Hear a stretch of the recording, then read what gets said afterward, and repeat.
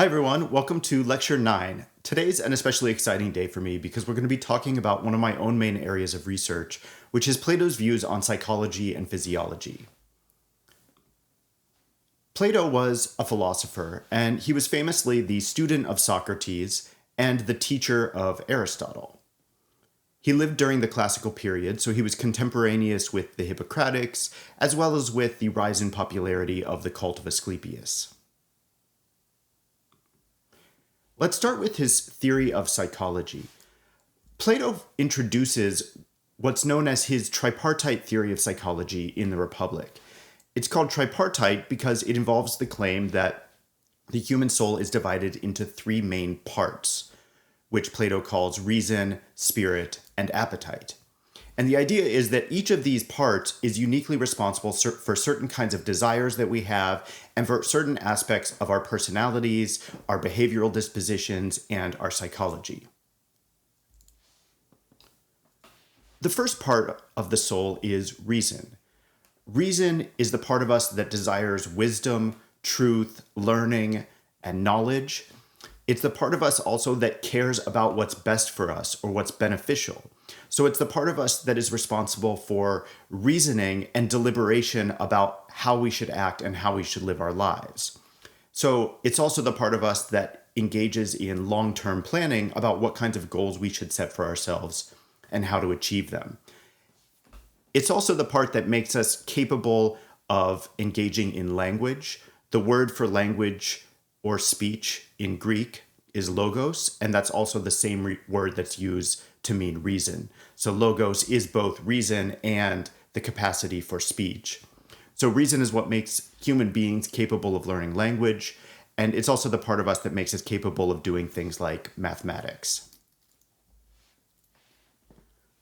The second part of the soul is appetite. Appetite most primarily desires bodily pleasures, especially pleasures that come from eating, drinking, and sex. It's the part of us that is responsible for registering bodily needs. So when we get hungry, when we get thirsty, appetite is the aspect of our soul that is alerting us to those bodily needs. But it also makes us desire pleasures that go well beyond those needs.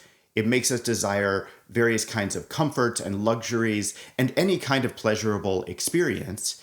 And as a result, it's also the part of us that's responsible for the fact that we desire money and wealth, because money and wealth makes it easier to attain increasingly extravagant comforts and pleasures and luxuries. The third part of the soul is spirit. Spirit's actually the part of the soul that I've written about the most in my research. Spirit is the social part of the soul. It's the part of us that makes us care about other people as well as what they think about us. So it's the part of us that makes us love our family and friends and want to protect our family and friends. It's also the part of us that desires social approval. We want to be honored and respected and thought well of by our peers and especially by our friends and family. It's also the part of us that's responsible for many of our emotions, especially anger, fear, competitiveness, shame, also things like admiration and disgust. It's the part of us that makes us want to fight for justice. So when we get angry about injustice and want to fight against it, spirit is the part of us that's responsible for doing that. And it's also associated with courage, especially in Homeric literature. Spirit is the part of the soul that gives Homeric heroes courage on the battlefield. So Plato's idea is that with these three parts and their distinct characteristics, you can explain pretty much anything about human psychology and behavior. These three parts explain why we engage in particular actions, all the way from the mundane, like reaching for a glass of water when we're thirsty, to organizing our whole lives, like the fact that I wanted to become a philosophy professor. Plato would explain in terms of these three parts of the soul. And Plato also wants to be able to explain not just what we do, but also the way we experience our mental lives. And one of the things he wants to be able to account for is the phenomenon of psychic conflict. So Plato, one of the things that was puzzling to him and other early philosophers was the fact that, we can sometimes feel pulled in two directions by our desires and emotions. So sometimes we can get angry, but also realize that we shouldn't be angry. And, in that sense, our anger is sort of pulling us in one direction, but our rationality is pulling us in the other direction. And so Plato is positing two distinct parts of the soul that sort of explain why we feel that inner conflict. Another example is, if we have an appetite for something, a sort of bodily craving, say, to drink some alcohol, but we rationally judge that we shouldn't drink the alcohol, say, because we need to study or we have to get up early for work or whatever. Again, we feel pulled toward drinking, but we also feel pulled away from it by our reasoning and by our rational considerations about what's best. And so Plato wants to capture that sort of complexity of our inner lives. Okay, so moving on to Plato's Timaeus. Plato's Timaeus is a really long and complex and dense and difficult text. Even the parts of it that I gave for you in the readings are themselves pretty complicated. I'm not going to go over every detail of those passages. I'm just going to sort of highlight some of the key things to take away from the Timaeus that are relevant to our course. So in this dialogue, what Plato is doing is offering an account of the creation of the universe and all of the living things that inhabit it. So it's named after Timaeus, who is the main character speaking and telling all of this account. And it's important to note that the dialogue is guided by three key assumptions. First, God created the universe and all living things. Second, God's aim was to make the universe and living things as good as they could possibly be. And three, how good the universe can be is limited by the nature of the material world itself. So God's aim in creating the universe and us as human beings and other living things was to make us as the best that we could be, but God can't make us perfect because of the nature of the material world. So this contrasts, for example, with some monotheistic traditions which tend to think of God as being omnipotent and all-powerful and as capable of doing anything. For Plato, and this is actually true of most of the Greeks in general, God is very powerful, but there are some things God can't do.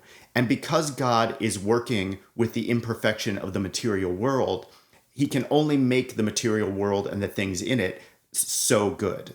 There's a limit on how good they can be, but God's aim in making the universe is to hit that limit, to make them as good as they possibly can be. And so these assumptions apply to the way that the God creates human beings. Our psychology and our bodies were designed to be as good as possible. And for Plato, what it means to be as good as possible for a human being means to be as morally good as possible. The best thing for a human being is to achieve virtue and to achieve wisdom. So, everything about our nature, our psychology and our bodies and how they're put together is designed by the God to make it possible for us to become virtuous and wise. The God wants to make the world and living things as good as possible. And what it means to make human beings as good as possible is to give them the capacities to pursue virtue and wisdom successfully. And so what we're doing in this dialogue is explaining how the body and soul are designed with that specific aim in mind. This kind of explanation is called a teleological explanation.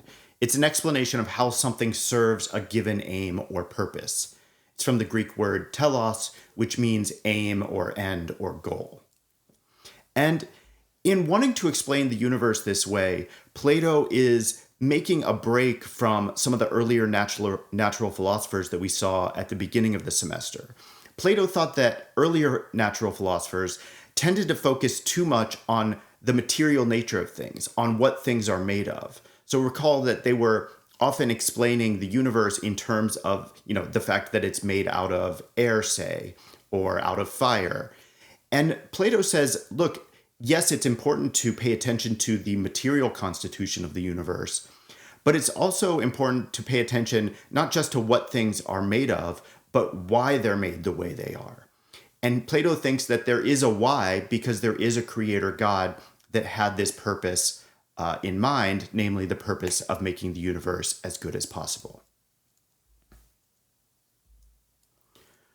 Okay, so in the Timaeus, with this teleological framework in mind, Plato elaborates further on the Republic's theory of the soul, this tripartite theory. The Timaeus characterizes the three parts of the soul in terms of their mortality or immortality. So reason is the immortal part of the soul, and it's, of course, the rational part of the soul. Spirit and appetite are mortal parts of the soul, and they're non-rational. So Plato thought that the soul was immortal, but he thought that only part of us is immortal, namely the part of us that is responsible for our reasoning, the part of us that seeks truth and wisdom. Spirit and appetite are mortal parts of our soul. They're parts of our souls that we have while we're embodied, but that don't survive our bodily death.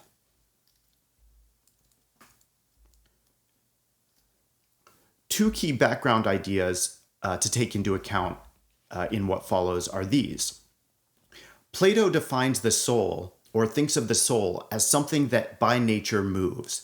That's what it is to be soul for Plato, is to be something that is, in its essence, naturally in motion. And each of the soul's parts is something that is naturally in motion. The soul in general is something that moves. And it's the soul's own ability to move and its own motion that causes us as living things to move and that causes and explains our actions. So in other words, why is it that if I want a drink of water, I can move myself across the room over to where the glass of water is? Plato thinks that I can move my body because my soul itself is in motion, and the soul can cause the body to move. So, what we see in the Timaeus is an attempt to explain how the soul and the motions that it has are connected to our bodily processes, our biology, our organs, how it's connected to all those things in ways that promote our capacity to achieve virtue and wisdom. So what we'll find in what follows is that each of the three parts of the soul is located in a different area within the body. And where they're located is connected to this claim or this idea that the God is trying to make our bodies and souls optimal for us to be able to achieve wisdom and virtue. So reason is located in the human head. Human beings become virtuous and wise when reason is able to do its job most effectively. What reason's purpose is to engage in rational thought, to pursue wisdom, to pursue knowledge, to think.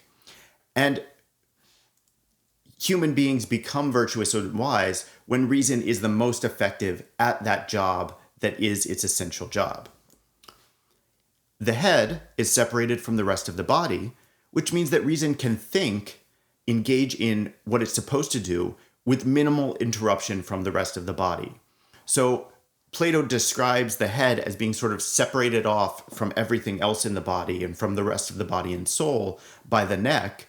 And the idea is that this sort of gives reason its own special place to engage in its characteristic activity of thought without interruption or with minimal interruption. This is also important. So the spherical shape of the head is part of what allows reason to think rationally and engage in the reasoning that it's supposed to. This is based on the idea that reasoning or rationality for Plato is a circular motion. So remember, soul is something that is constantly in motion for Plato, and each of the three soul parts has its own kind of unique, distinct type of motions. Well, reasoning's distinct type of motion is a circular motion. It's moving in a circle. So when we're thinking rationally, what we're doing is our soul is engaging in the circular motion that constitute rational thought. Why circular? Well, rational thought is defined by its consistency. So when we know things, that knowledge never changes. For example, when once we come to know the mathematical truth that 2 plus 2 equals 4, that information or that thought doesn't change for us. So rational thought or knowledge or wisdom is something that is eternal and unchanging.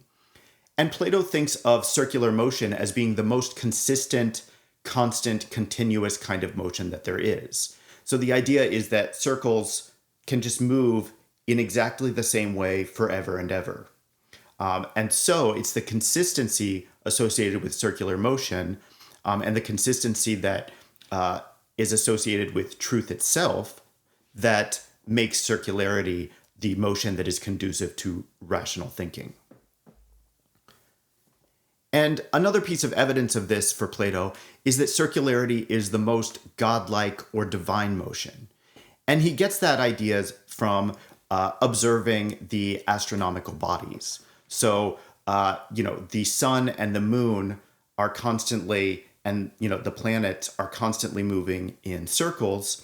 And of course, the Greeks, including Plato, thought of the heavenly bodies, the astronomical bodies like the sun and the moon and the stars, thought of them as being divine in nature, or literally as gods. And so the fact that the astronomical bodies, the heavenly or divine bodies, move consistently and in circular ways is further evidence for Plato that circularity is the motion of reason. Moving on to appetite. Appetite is located near the stomach and liver area. And this is connected to the fact that for Plato, appetite doesn't understand or care about reason.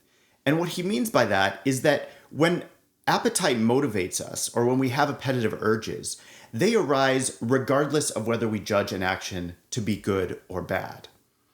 So, for example, take the appetitive urge we might have to eat when we get hungry. We get hungry because our stomachs are empty and we have certain bodily needs. And we get hungry even if we rationally judge that we shouldn't be eating at this time. So say we get hungry, in the middle of a meeting, it's not necessarily appropriate to, get up and go feed ourselves. But appetite doesn't care about that fact.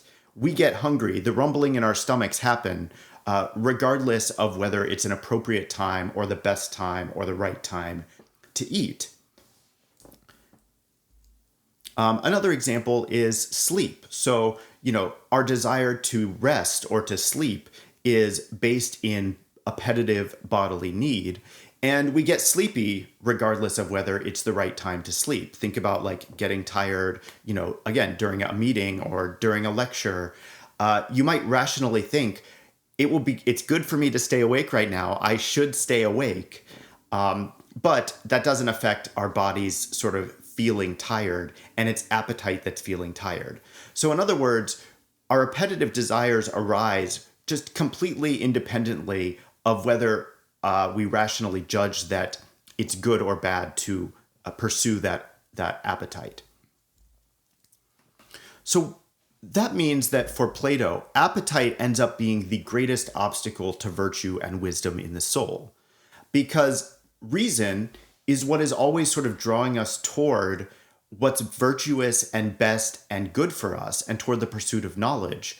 But appetites happen regardless of whether something is good for us or whether it's conducive to pursuing virtue and knowledge. So appetite is sort of always this threat within us to pursuing the best life and to pursuing virtue. Another important point in the background here is that for Plato, appetitive motion is an especially chaotic kind of motion. Appetite is located in our stomachs, and our stomachs, because of the nature of our bodies, are a really chaotic place. We're constantly eating and digesting food. There's a lot of stuff like coming into and out of our bodies in the stomach. And so there's a lot happening there. And the motions that are involved in appetitively desiring things and in appetitive pleasure are sort of all over the place. They're very chaotic. So appetite's location in the lower torso keeps it sort of as far away from reason as possible, because again, these chaotic motions would be disruptive to reason's circular motion up in the head. The length of the intestines is also related to appetite's location. So the god intentionally made the intestines really long so that digestion will be slow. And the reason for that is that because digestion is slow, it takes longer for our body to become emptied after we eat food. And it's that emptiness, of course, that causes hunger to arise. So if the intestines were really short, Plato thinks, we would constantly be hungry and constantly have appetitive urges and cravings to eat. And because we would constantly have the need to eat and constantly be wanting to eat, we wouldn't be pursuing knowledge. We wouldn't have time to live lives in pursuit of wisdom and learning. So this is a really good example of the way that the god is trying to negotiate between what's best between human beings, but also has to take into account what's necessary for human beings based on the nature of the material world. So the ideal situation, like the best thing, would be that human beings don't need to eat at all. That we just, live without having to ever take in food and drink, and we can just spend our lives pursuing knowledge. That would, in a sense, be the best possible thing, or best conceivable thing, I should say. But it's not actually possible because we're embodied living things that have a material nature, and material living things need nourishment. That's built into the nature of matter itself and the material world itself. So the god has to make us creatures that eat because otherwise we couldn't survive. But so he gives us, a digestive process and the organs relevant to it. But in order to give us as much time as possible for thinking and doing other things in the pursuit of knowledge and virtue, he makes the intestines really long so that at least the digestive process will be slow. And although we are taking in nourishment, we don't have to take it in sort of constantly. Moving on to spirit. Spirit is located in the chest, in the area around the heart. And it's located in between reason and appetite. So reason is in the head, appetite is down by the stomach, spirit is sort of in between them. And that's because although spirit is non-rational like appetite, it can still serve as a useful ally to reason in the soul. So spirit is non-rational like appetite. That's why it's not in the head up with reason, but it's closer to reason because it can actually be more useful to reason than appetite can. And the reason for that is that our spirited desires and our spirited emotions tend to be aligned with reason and are often responsive to rational judgments. Spirit then can listen to reason in a way that appetite does not. So remember earlier when we were talking about like the appetitive craving for food, the rumbling in our stomach doesn't listen to reason. We can't get rid of our appetite or our need for food simply by reasoning about it or thinking about it. But a lot of our emotions are more amenable to rational consideration. So for example, if we get angry at somebody because they said something insulting to us or were rude to us, we might immediately get angry, but we can often talk ourselves down from our anger by using rational considerations. We can think things like, I know they were having a really bad day, or, they couldn't have known that would have upset me so much, or, things like that.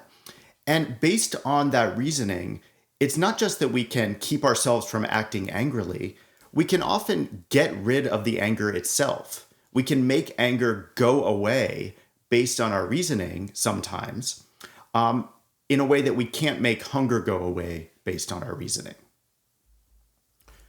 So spirit will listen to reason, and a lot of our emotions are responsive to rational judgments. And that's true not just of, getting rid of anger or, trying to talk ourselves out of feeling certain emotions, but also talking ourselves into them. So often we get angry when we're supposed to be angry because we've judged that somebody or something has done us wrong. So if we judge that someone is threatening us rationally, we rationally judge somebody to be a threat or to have wronged us, we'll get angry, and our spirit will motivate us to defend ourselves or fight if we need to or if we're supposed to. Similarly, when we judge that one of our own appetites is bad for us, spirit serves as an ally in the soul of reason to resist the appetite. So suppose that we have, decided to stop smoking, as I actually did in my early 20s. Suppose that we've decided to stop smoking on the basis of our reasoning, and we've told all of our friends that we're committed to stopping. Well, when appetite pulls us toward wanting another cigarette, we might, rationally resist it because, hey, we've decided this is bad for our health and we don't want to do it anymore. But we also might have emotional resistance to it because we might, for example, think about the disappointment our friends would feel or how we would feel embarrassed to tell our friends that we gave in and had a cigarette after telling them we're committed to stopping. So feelings like shame and anger can actually be directed inward in morally beneficial ways, Plato thinks, against appetites that might otherwise lead us to do things that are bad for us or immoral in some way. And again, spirit's location in the body is strategic. It's located by the heart and lungs.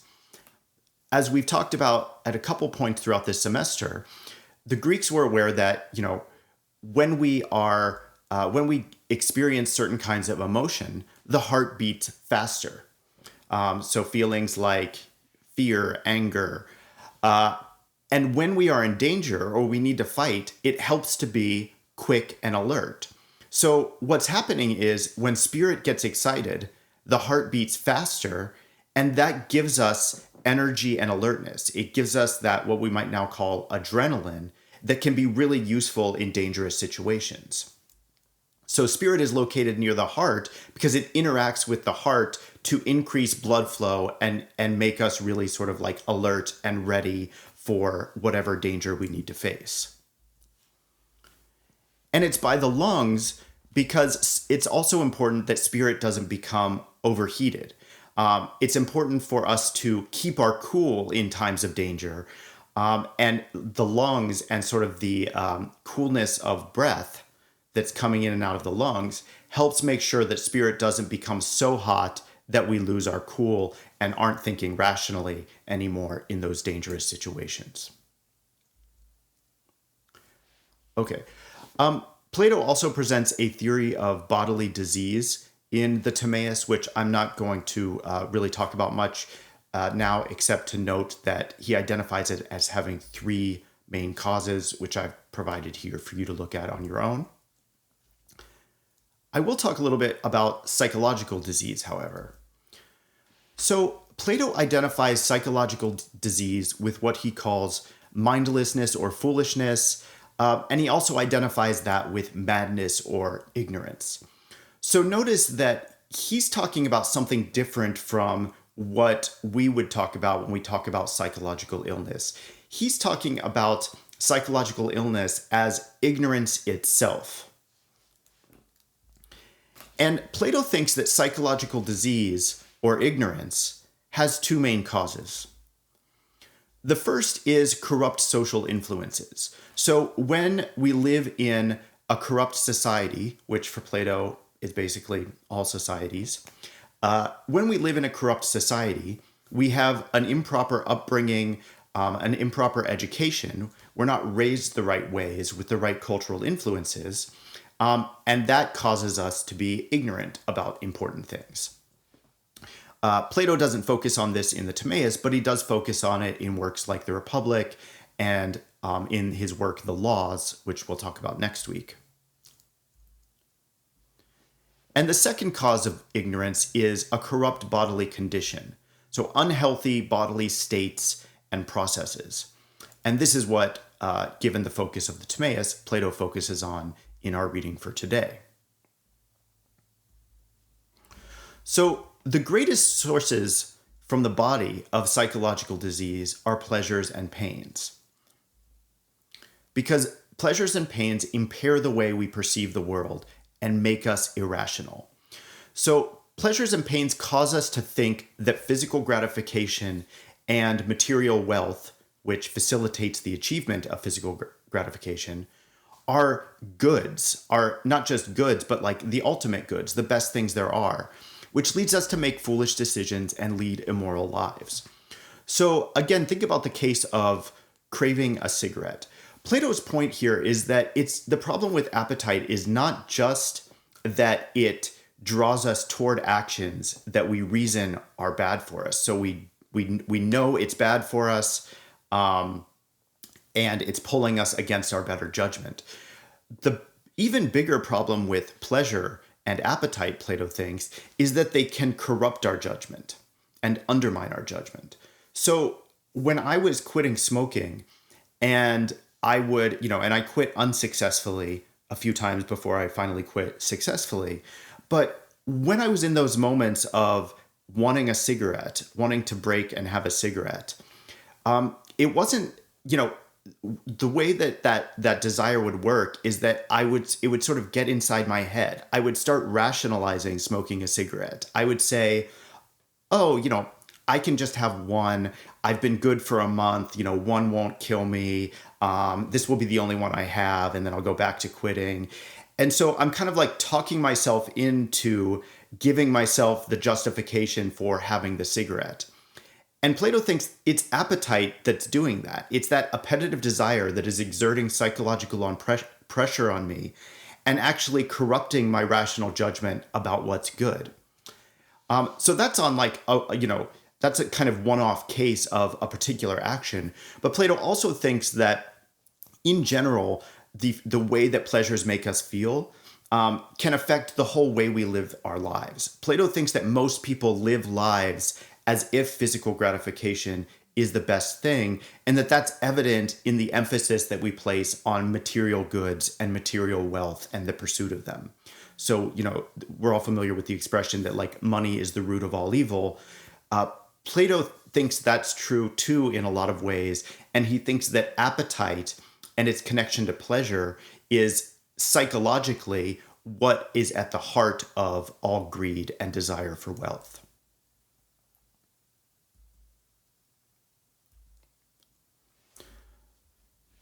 So a corollary idea that we find in the Timaeus, based on some of what I just said, is the idea that no one ever willingly acts immorally. So Plato thinks that most people do lead immoral lives, and most people act unvirtuously a lot of the time or in a lot of cases. But he makes this really strong claim, which is that no one ever willingly does those things. And the argument that he presents is this: all immorality is the result of psychological disease, which again he thinks is ignorance.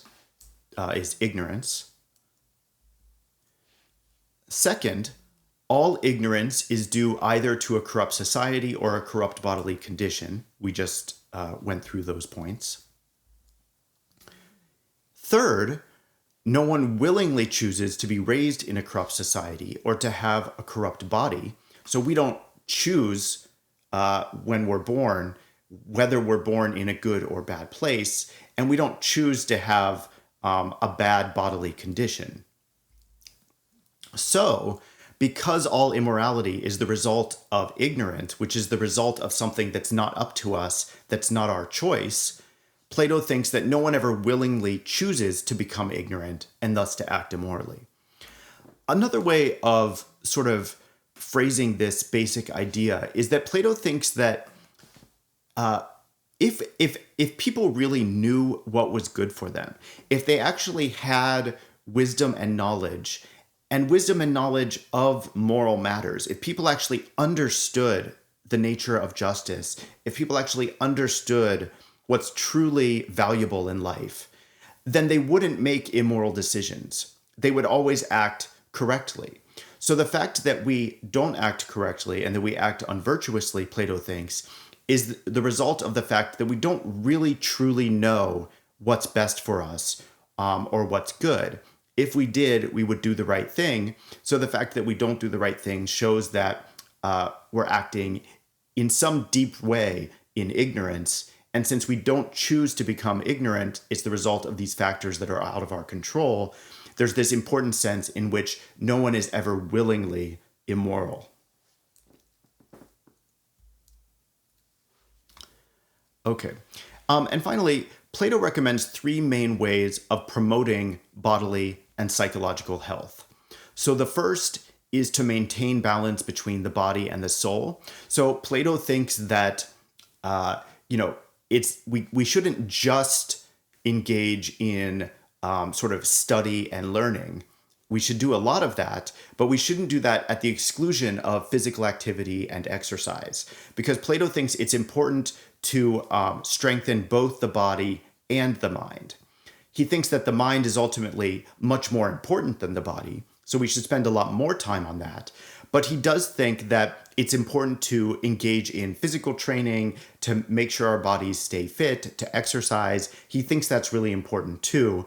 And so in order to have healthy bodily and psychological health, we need to spend a lot of time in study and learning and all of those things, but also balance it with the right amount of physical activity. He also thinks that medical techniques and drugs are overprescribed. He thinks that they tend to be used excessively, and he thinks the problem is that when they're not necessary and you use them anyway, it actually ends up making people sicker than they otherwise would have been. So here we can see a critique of presumably some of the doctors, perhaps Hippocratic doctors, who were operative at this time period in Greece. Plato seems to be saying that a lot of physicians are overdoing it when it comes to, using methods like purging and bloodletting and giving people drugs and all of that. He thinks those are often making people worse. And third, he thinks that we need to exercise each of the three parts of the soul in proportion to its worth. So Plato has the idea that the more we indulge a certain soul part's desires, the stronger it becomes. So the more we engage in learning and gaining knowledge, the more we engage in rational activity, the stronger our reasoning becomes.